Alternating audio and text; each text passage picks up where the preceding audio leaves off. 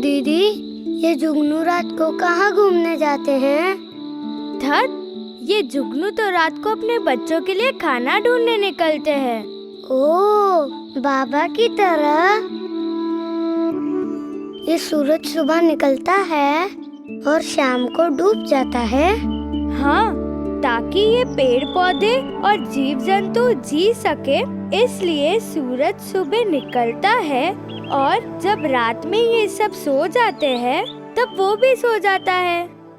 ओह, mummy की तरह दीदी।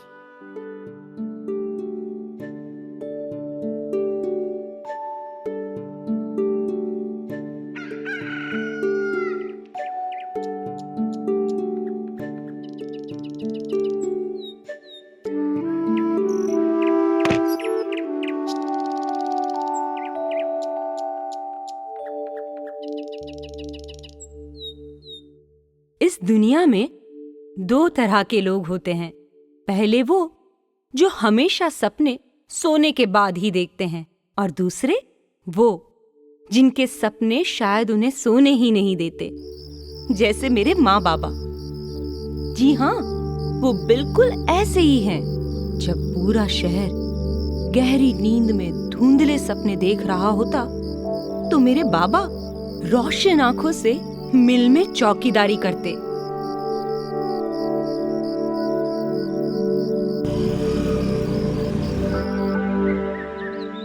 पूछो तो बस इतना ही कहते। अरे जरा सी तो मेहनत है, कम से कम मैं तुम दोनों को अच्छे स्कूल तो भेज पाता हूँ।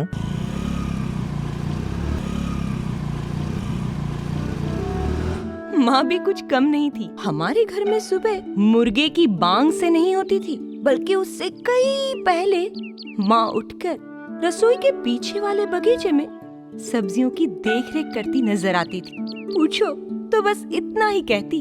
अरे जरा सी मेहनत ही तो है, कम से कम हमें पौष्टिक और सेहतमंद सब्जियां तो मिलती हैं। वो दोनों ऐसे ही थे। वो हमेशा परिवार के निर्णय भी बड़ी ही समझदारी के साथ लिया करते थे। दादाजी बहुत जल्द ही इस दुनिया से चले गए थे और बाबा को पारिवारिक जिम्मेदारियों के चलते अपना बचपन और पढ़ाई दोनों को भूलना पड़ा। यहाँ तक कि उन्होंने अपनी जरूरतों का भी कभी ख्याल नहीं किया।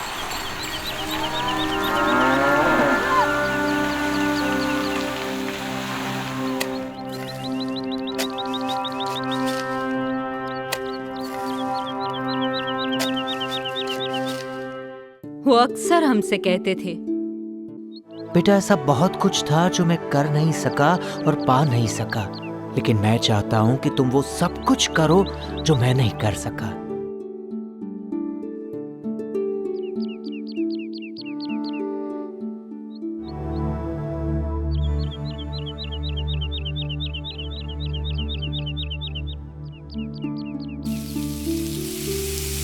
हमारी जरूरतों को पूरा करने के लिए वे कुछ भी करते थे। जैसे कि हमारे घर में चूल्हा था, पर माँ को काला धुआं ना सूंघना पड़े, इसलिए वे गैस ले आए थे। और एक बार वो सोलर लैंप ले आए ताकि हम रात में बिजली के बगैर भी पढ़ सकें। वो हमेशा हमारे साथ थे, हमारी जिंदगी को बेहतर बनाने के लिए। मैं आपको एक कहानी सुनाती हूँ, तो शायद आप अच्छे से समझ पाएं। ये बात उन दिनों की है जब गांव के और लोगों की तरह हमारे घर में भी शौचालय नहीं था। सूरज उगने से पहले हमें शौच के लिए खुले में बाहर जाना पड़ता था। मुझे डर तो लगता ही था, पर साथ ही बहुत शर्म भी आती थी। कभी कभी मवाली लड़के हम लड़कियों को छेड़ते भी थे, पर मैंने कभी भी आकर बाबा को शिकायत नहीं की थी, क्योंकि मैं जानती थी कि बाबा पर परिवार और हमारी पढ़ाई का बहुत बड़ा बोझ था। पर एक दिन सुबह मेरे करीब से एक बहुत ही बड़ा सांप निकला। मैं बहुत डर गई और रोते रोते बाबा के पास गई और कहा, बापू, कुछ भी करके घर में एक टॉयलेट बनवा दीजिए, मैं और बाहर नहीं जा सकती। अनीता, मैं और तुम्हारी माँ बहुत दिनों से इस बारे में बात कर रहे हैं। हमें भी लगता है कि घर में शौचालय होना बहुत ही जरूरी है। घबराओ मत बेटा, मैं जल्दी ही कुछ करता हूँ। लेकिन ये काम इतना आसान भी नहीं था। आखिर घर में शौच बनाने के लिए काफी पैसों की जरूरत होती है। ये मैंने अनीता के ब्याह के लिए बचा कर रखे थे, लेकिन कल के दिखावे के लिए बचाने का क्या फायदा जब हमारा आज ही बेहाल है। हमारे बच्चों की हिफाजत और इज्जत ज्यादा जरूरी है। ये लीजिए, शादी के लिए फिर बचा लेंगे। ये बात बाबा के दिल को चीर गई, मगर वो खानदानी जेवर उन्होंने माँ से नहीं लिए। बदले में जो तरीका उन्होंने ढूंढ निकाला वो हमने सोचा भी नहीं था।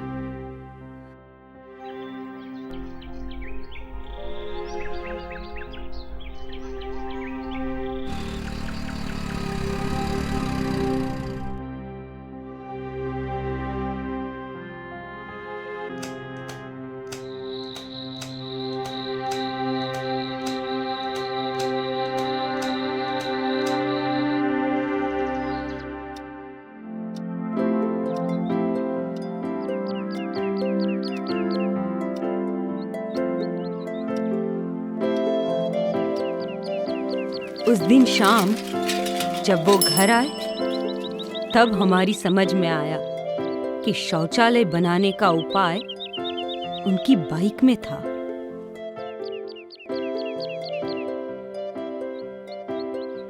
अनीता, घर में शौचालय बाइक से ज्यादा जरूरी है।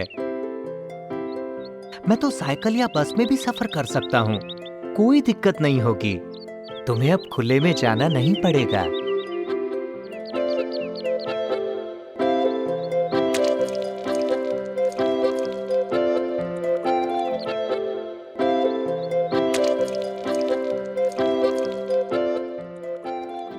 और इस तरह हमारे घर में शौचालय बना और जल्द ही हम सब ने उसका इस्तेमाल करने की अच्छी आदत भी डाल ली।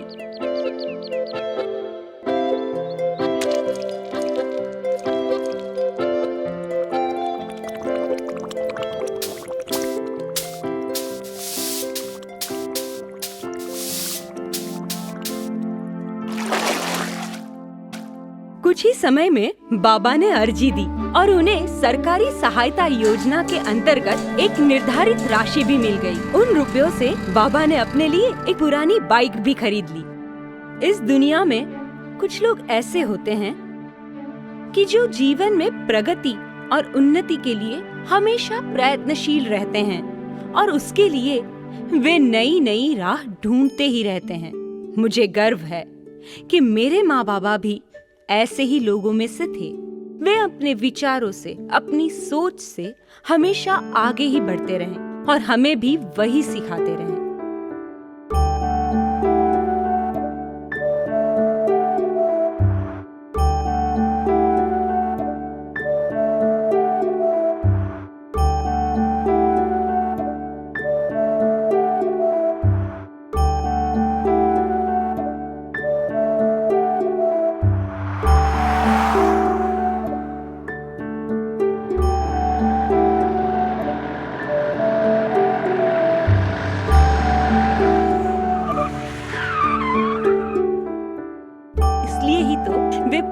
गांव में समझदार माने जाते थे और आज उन्हीं की वजह से मैं यहाँ इस मकाम पर हूँ।